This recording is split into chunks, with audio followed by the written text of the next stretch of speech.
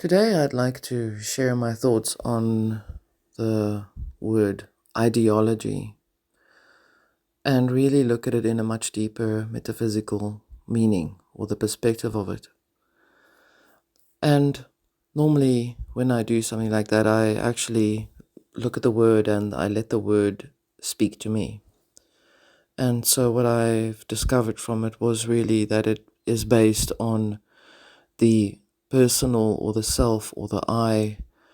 And if I break it down, I as in me, and Dio as in perhaps Latin for God, and ology. So I, the God, the study of me, the God. And I thought to myself, this is very interesting because this does have a lot of swinging power or um, clout in the system itself. We know that the system itself does have a sense of I or the I-ness of the system. I know that Hermetics have also referenced the natural laws as principles, where it speaks of the mind is the universe.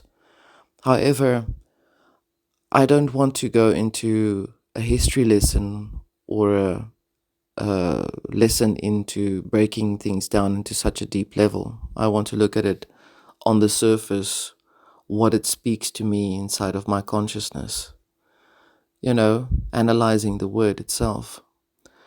And the system itself does have the egoic persona of the I. You can see it in the way it presents itself. In other ways, we have seen how the presentation of advertising and references to buying the corporate industries, media, movies, entertainment, the survival, because you obviously didn't know how to survive before the time, so now you need to know how to survive according to garb, and the forums that change their names so often every year to something else. And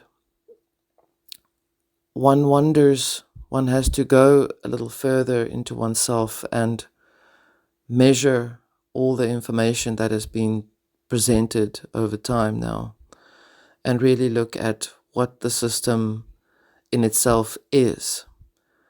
And based on other work that I've done in terms of studying the Gnosticism, or the inversion of Gnosticism, or basically, I don't think it takes much to invert anything, to be honest with you. I actually think that Gnosticism itself is an actual problem in how it presents, according to its mythology, the structure of the system itself. This doesn't mean I'm attacking or villainizing or vilifying any Gnostic person or Gnosticism itself, but I'm addressing the mythology, because mythos is quite a strong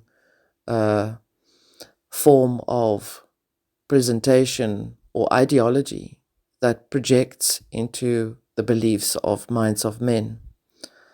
And the mechanism of the power of the belief in the ideology is what holds the system pretty much firmly in place.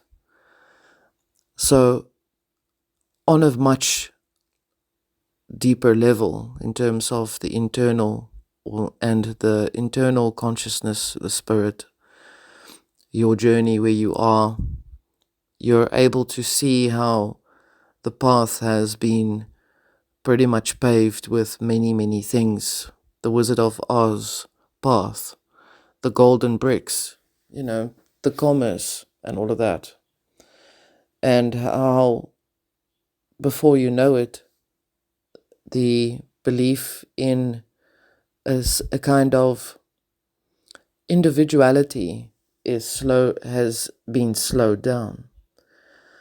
This whole thing about saying no man is an island, it is maybe perhaps not a bad thing to be an island. because islands can be independent but also be connected with others. People can come to that island if they work to find that person or that connect with that person.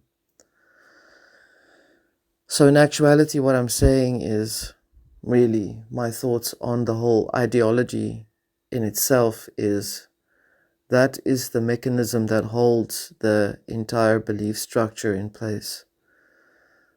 It is also the foundation of how cults are created as well. A string of beliefs and ideologies are put into place, a pecking order or an order to present control. And in that way, the person that is part of that cult has to abide to that. And before you know it, you've already started to become part of the ideology itself in which that cult or that group or that belief system presents itself. An egregore, to put it like that. An egregore is something that is not organic and not, it is man-made, essentially, and it is given a God status. And so corporate world in itself loves to present itself as a god. I mean, I went to Spain a few years ago on a holiday, and we saw the buildings that basically spoke of its power. The bank was built in such a way that it stands out so that you cannot not see it. You have to see it. And what that represents to you is its power and its presence, its egregoric existence. And so the people in Spain must have, been going through things.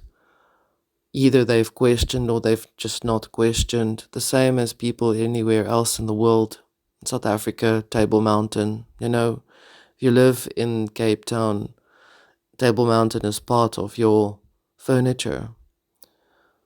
You don't really look at it anymore in the way that it is presented. But the interesting thing is, if you are outside of South Africa, you miss things that stand out. So how does this work? How do you miss the family, or do you miss the parts of the country itself when you are focused on the difference between where you are, how you feel, where you're going, and how you experience that path versus the many, perhaps small ideologies that people believe in, that we all believe in, perhaps. Do these ideologies lock us into believing that the system exists the way it does? Or is it something much deeper?